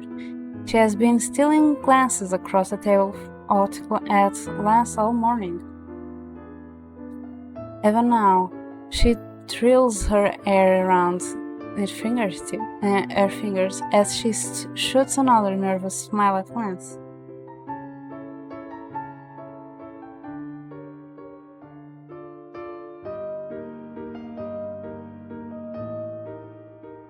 When she notices me staring, she turns away with a flush. Do you really plan on ignoring me, Lord Fitzgerald?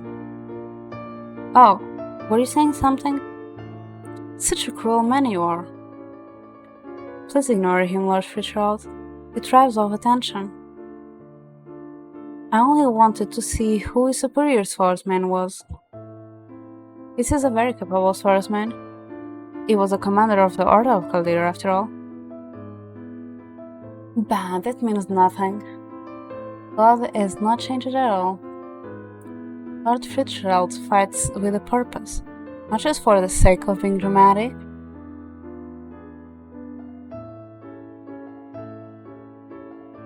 Mina! You need sleep. You need rest. Stretch.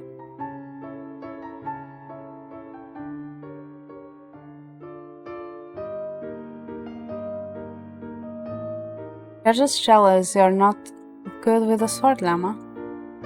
Evelyn gives Claude a withering look. Hi Zav, how are you?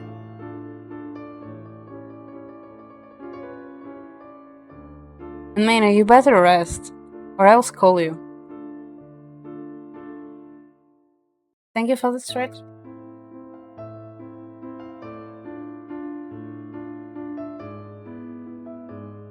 No crying. Rest, Mina. You need to rest. Thank you for the hydration as well.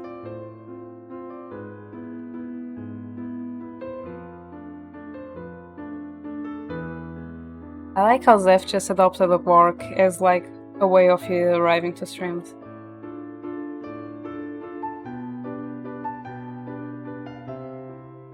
Not eventually, Mina. You better rest, and you better stretch, and you better eat and not skip breakfast again.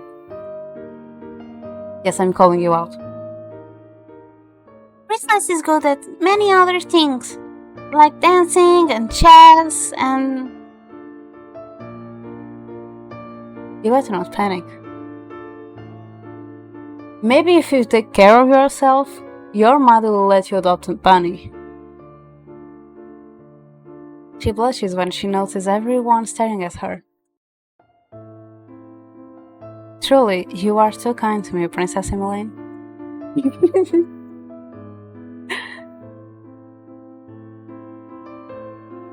Yes, Bunny Mina. The familiar banter continues through breakfast. Thankfully, no one brings up the incident from yesterday. At the end of the breakfast, I take Fritz's hand and allow him to lead me into the corridor.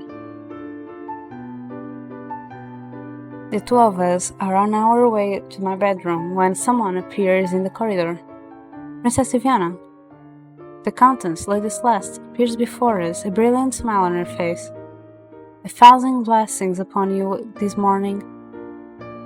And to what do I owe the pleasure? I am glad I stumbled into you.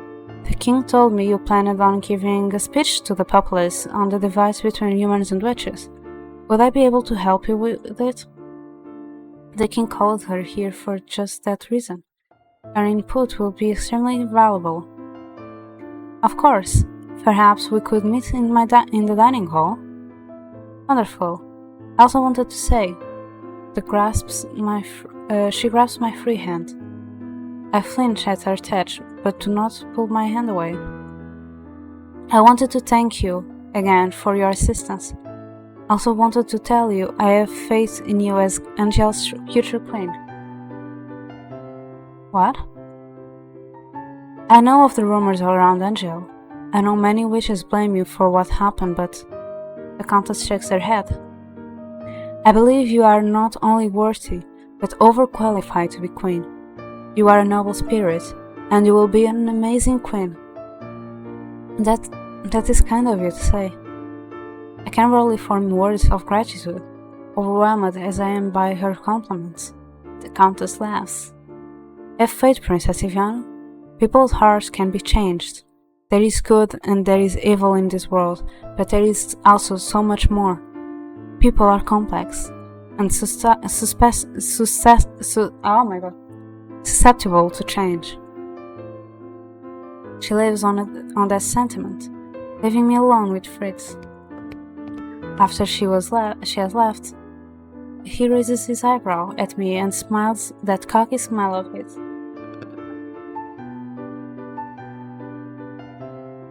Well, what? You have more faith in yourself now? I told you that you were good at what you do. He nudged me. I nudged him. That, my lord, is a matter of opinion. Fritz leans down to kiss my forehead. I'm afraid your say on the subject doesn't count because you're biased, but... He pulls a strand of hair back behind my ear. I'd like your opinion on some other things, like my list for the future. Or, for instance, you're still going to help me write it, aren't you? It would be an honor. He smiles at me softly. The honor is all mine, my lady.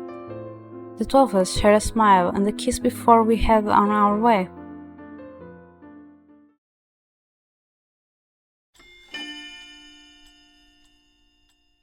Crap. More visit out Omnia. This was how they ended the last time.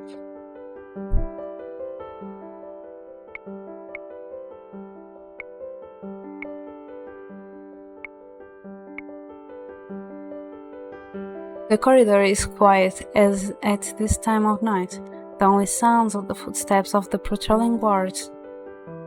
I'm on my way back to my bedroom after an exhausting day of meetings, speeches, and conferences.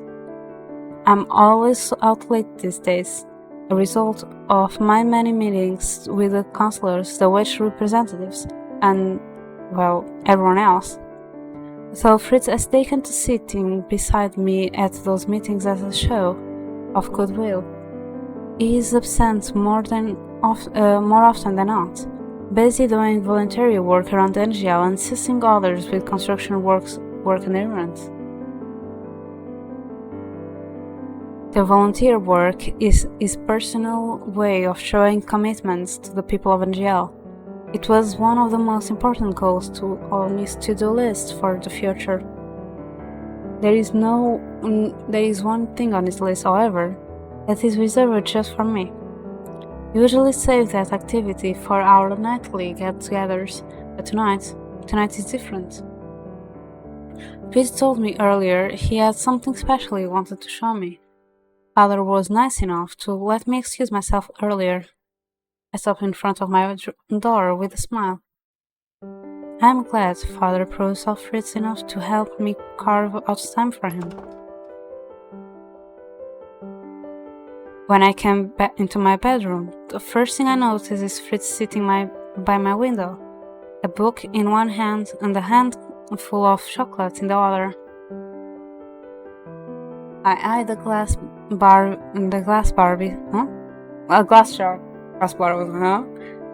jar beside him, which is conspicuously only half full. A week ago, I started filling it with chocolate because I know Fritz has a sweet tooth, but I did not think I was going to have to refill it every day. Fritz looks brutally. Oh, Divana. Simply tries to drop the handful of chocolate back into the jar.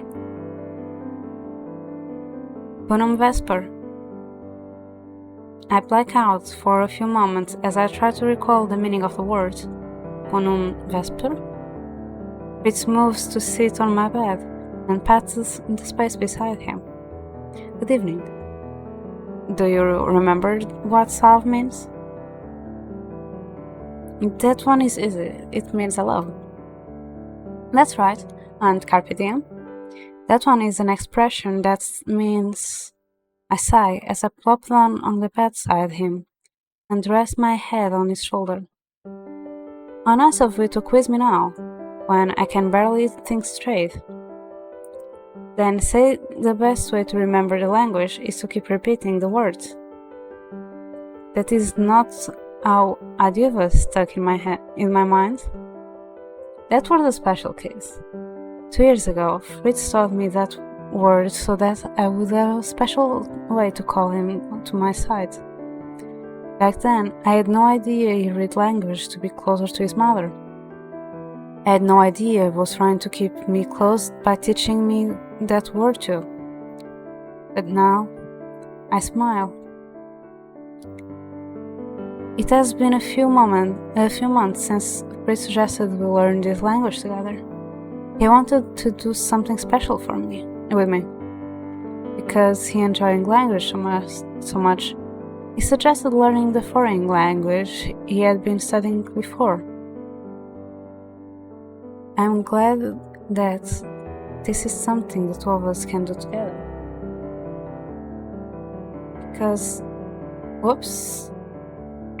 Because really, if I could, I would do everything with Fritz. We both promised each other that we would do just that 2 years ago. And though the years pulled us apart, we have since been able to reconnect. He has been so much happier recently. We both have. Today has been a long day. So, how about we only review a few phrases before we do what it is you wanted to do now? I glanced at the book, expecting it to be open on the page we stopped on. Instead, I'm surprised to see an envelope tucked between the pages. What's this? Fritz sighs. The king personally delivered it to me earlier. I pulled the envelopes out from between the pages and turned it over in my hands. It's addressed to Fritz and is from an unknown address. Who wrote it? Fritz takes the envelope from my hands, opens it, and pulls out the letter inside. He begins to read it aloud. To Fritz, my son. I nearly slapped the letter out of Fritz's hands, but managed to restrain myself. The letter is, sure enough, from his banished father, Alcastor. It is a letter filled with apologies, though I doubt the sincerity of the words. At the end of the letter is a request to meet in Brigantia. What are you going to do? I want to keep Fritz here. I want to force him to burn the letter so that I do not have to worry about Alcastor scheming again. So that I do not have to worry about him using Fritz to get what he wants. But this is Fritz's decision to make. This is his life. He must do what he feels right is right. I think I'm going to see him. Fritz pulls me closer and plants a kiss on top of my head. Don't look so glum, Diviana. You remember what I said about my mother? That you received no closure with her. Fritz nods. I don't want that to be what happens between my father and I. I'm not his shadow anymore. I'm my own person. I am strong enough to face him. And I want to face him. I want to show him that I'm not like him.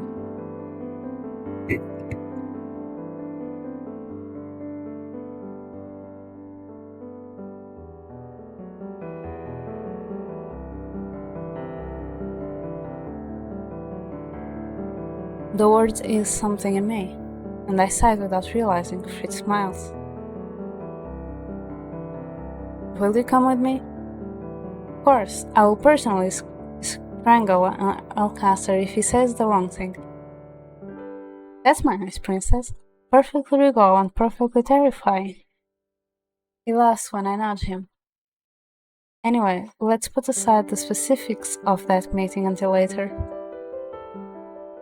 He slides a letter out of the book and sets it on my bedside table. Emotion makes my heart swell with pride. Fritz has come a long way. I have never been so proud of him. So, getting back to our lesson. Here. Tell me, what this phrase means? Amor vincit omnia. You've taught me that one before. Oh, love conquers all. I flick his forehead. You really are forgetful. Sorry, I wasn't sure about that one because I haven't heard it in one of your speeches yet. He grins at me and I blush. 2 months ago, when the two of us started learning the language together, I gave a speech on the townspeople about bridging the divide between witches and humans. Back then, I used one of the foreign words Fritz told me, carpe diem. He was proud that I had used it, but he wasn't stopped teasing me about it since it happened. That was months ago. And I have been waiting impatiently for an encore ever since. I reach forwards to snap the book shut, shake still warm. I think that's enough for tonight. But I haven't even told you anything. You called me here earlier because you said you had something to show me, correct? I stand and heft a hand on my lip. Fritz looks at me for a few moments, thoughtful. It may just be my imagination, but the expression seems terse, if not anxious. Fritz? After a few moments, the anxiety fades, replaced with a soft glimmer of confidence. I'm ready. What? He laughs. To take you to that place I wanted you to see. He stands up and takes my hand. It's a surprise, so I'm going to blindfold you at some point. Are you okay with it? With that? You asked me after you already planned it out.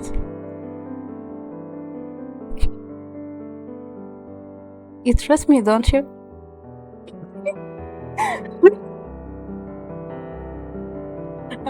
I'm trying to read this totally normal, and then I see your reaction.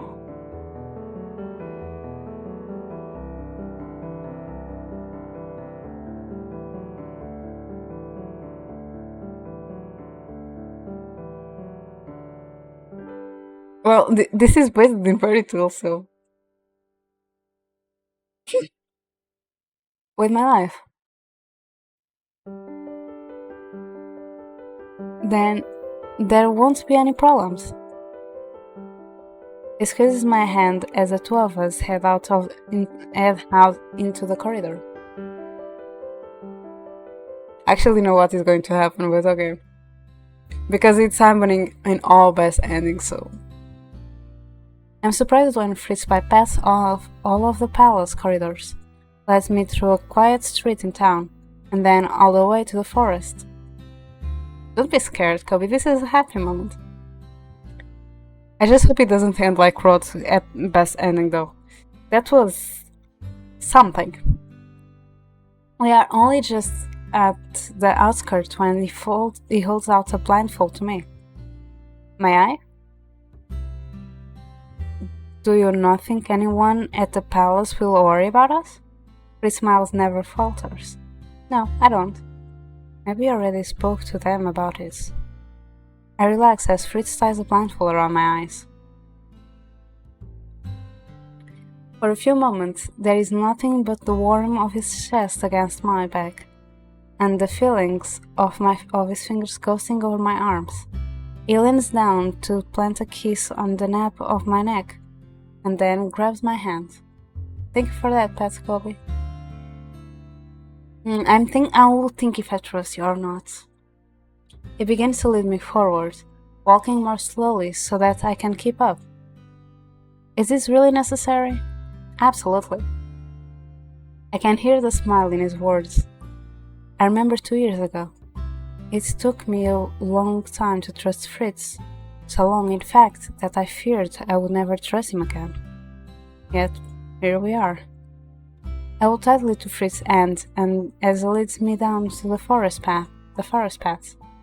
On occasion we run into an obstacle. Fritz pauses to move it out of the way, or to help me duck under some branches. Are we almost there? Wait, what? Tere, what does that mean? Almost. His fingers tighten around mine. For a few moments, I think I can feel his hand quivering in mine, but it is probably just my imagination. Eventually, we stop. Fritz takes a deep breath, then slides his hand out of mine. Fritz? You can take off the blindfold now, Diviana. I do not know why, but my heart is pounding loudly in my chest as I pull the blindfolds from my eyes. The first sight that greets me is the most vibrant, lovely thing I have ever beheld. The forest is filled with soft white lilies. Everywhere I look, I see them. There are so many. In fact, that petals rain down from the branches, covering me with what feels like delicate snow. I stare at everything in amazement, and then suddenly my eyes are on Fritz. He is standing in front of me, holding a beautiful lily bouquet. What is all this? What is all of this? A night I hope you remember. Fritz hands me the bouquet with a gentle smile. I wanted to do something like this for a while, only I hadn't summoned up the courage to do it until now. I'm descent with a sword, but I've had to practice things like this. Things like this? Fritz looks at me with a sheepish smile on his face. Years ago, when you told me that you loved me, and when I told you that I loved you as well, I was only able to say it because you told me first. For the longest time, I was always afraid I wouldn't be good enough for you, that I could no longer be your knight in a shining armor, if I gave up my title. You are saying that's death, but you are fangirling. I can feel it on you. But? Now I feel differently. He gestures to the bouquet. I gaze down at a clump of beautiful flowers and sigh. It's beautiful, Fritz, and you have always been good enough for me. I didn't see it at first because of my own stubbornness, but there is no one I would rather have by my side. I touch one of the lilies and pause as a glimmer between the petals catches my eye. Slowly, I reach it towards it. My fingers close over something round and cool, something that makes my fingers prickle with anticipation. What? Before I can say anything, Fritz is silently down on one knee, in front of me. He holds one of my hands on his own. Fritz? Diana, I don't have the regal upbringing of a prince, and for the longest time, I was afraid I could never stand as your equal, but he squeezes my hand. I love you too much to not want to improve myself. His cheeks are flushed with crimson. Because, Diana, you are my foundation. You are my past, my present, and I would love for you to be my future. He kisses my hand. I love you. I have for a very long time.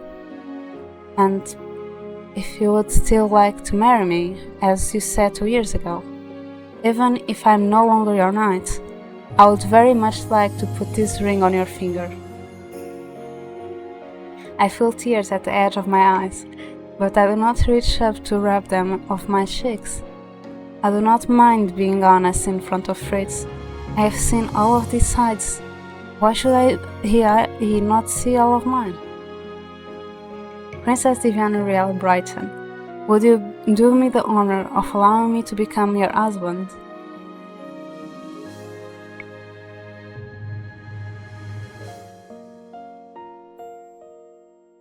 Dev, do you want a tissue? I collapse to my knees so that I can wrap my arms around his neck. I bury my head into his shoulder.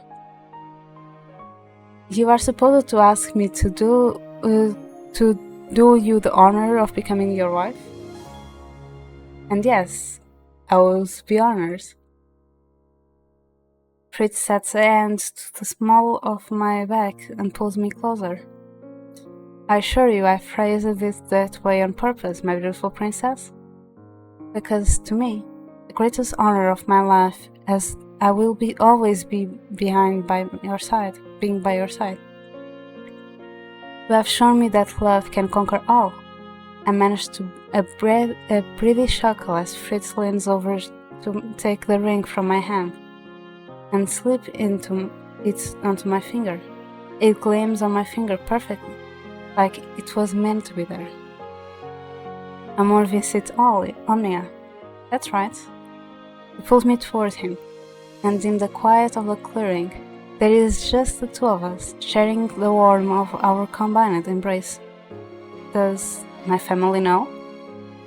Of course. I already told them about all of this. His Highness said it was fine so long as he pretended to be surprised when I make the public announcements. I cannot help but laugh.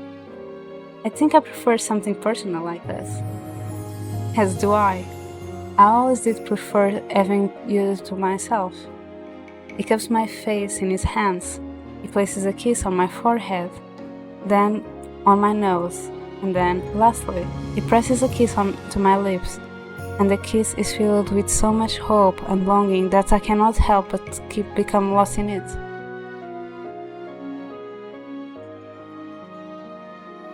Yeah, I actually love the soundtrack from this and the previous game because they made music that fits so well with the moments. But you didn't answer, Zeph. Do you need a tissue? When it is over, he presses his forehead to mine. Thank you for helping me become a better man. And thank you for helping me become a better woman. I love you, Fritz. I love you too, Diana, forever and always.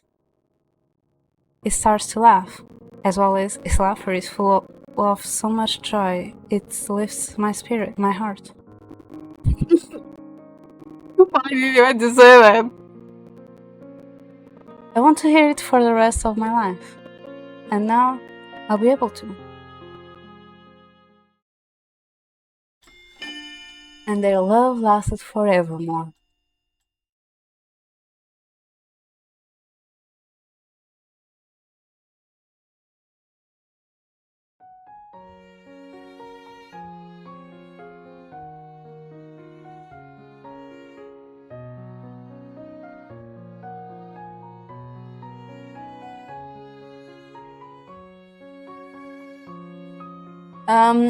This actually they have two endings in each route. They have a good ending and they have the best ending, and this is the best ending on this game, because on the previous one was like a bad ending and a good ending. So now I'm doing the good ending first and then the best ending after, especially because of the credits. So Fritz is done. We have Karma and Waltz left, and in 2 weeks we will start with Karma's route, and we'll start with a good ending. Ow! My elbow.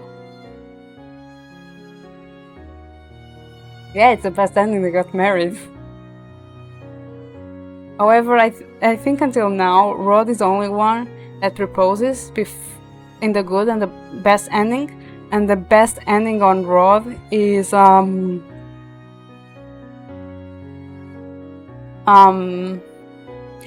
thing. However, in terms of that other thing, there is a lot of teasing between the protagonist and Rumpel, or the protagonist and Fritz during their routes, which doesn't happen on Rod.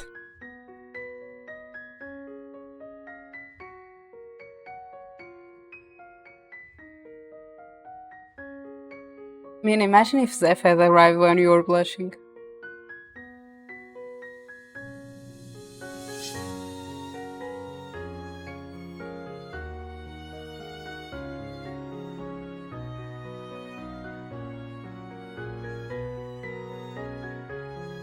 Zeph would be blushing too, not only Mina.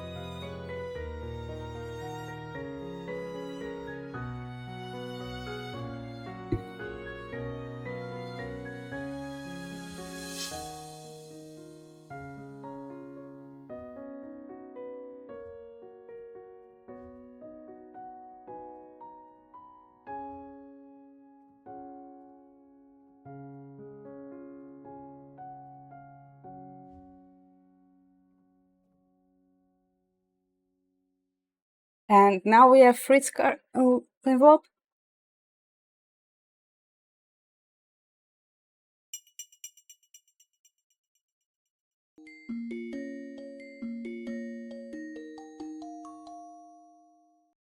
And Mina, this is what Lupo meant by you need to expand your concepts, because you need to go to the more innocent ones like this that made you blush earlier.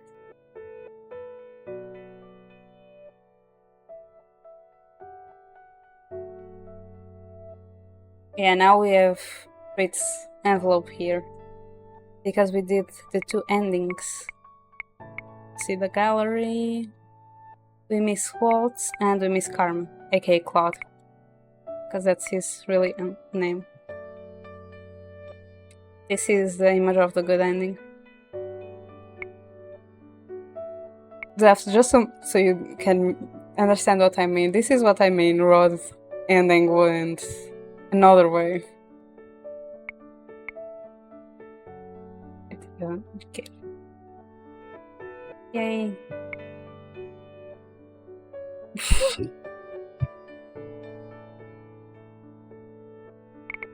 To be fair, I got really concerned with Fritz when we reached this part, because this part, the way it was being described, it was something. This one was also something. Mina was like enjoying this one a lot too.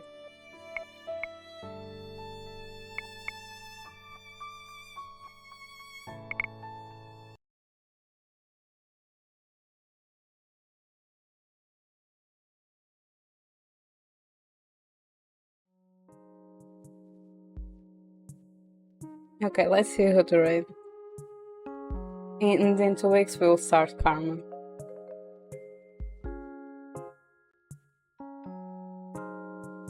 Because Waltz is the best boy and Waltz gets into the end.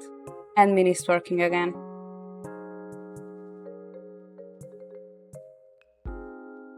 I mean, every time I see that emote, I just remember how much trouble we went to be able to put it there.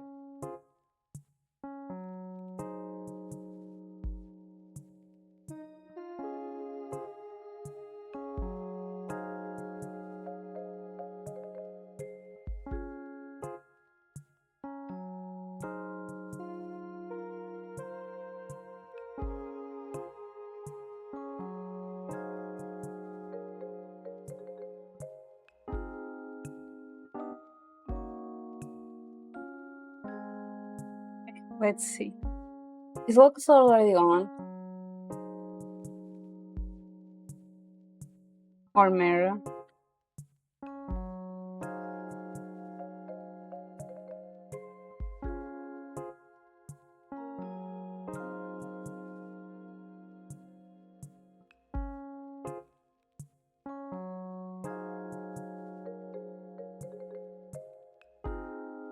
And it's loading and never ends.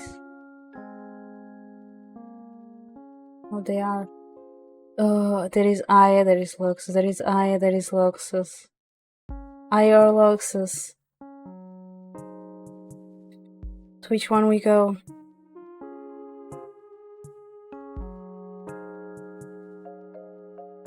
I think I read the Loxus not long ago, so let's read Aya instead.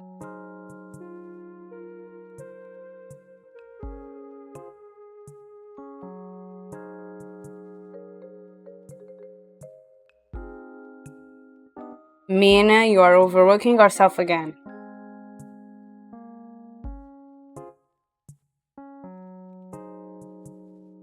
You better rest and better stretch.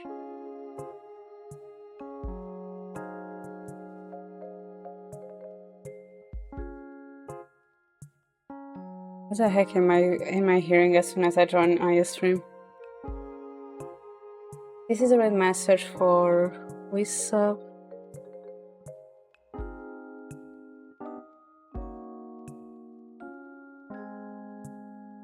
And this is a red message for who isn't sub. Let me copy my own red message. And let's rate Aya. I am hello much. No, don't do an announcement. Rate. Aya.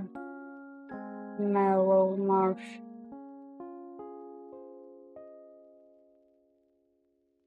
Okay, now it's going.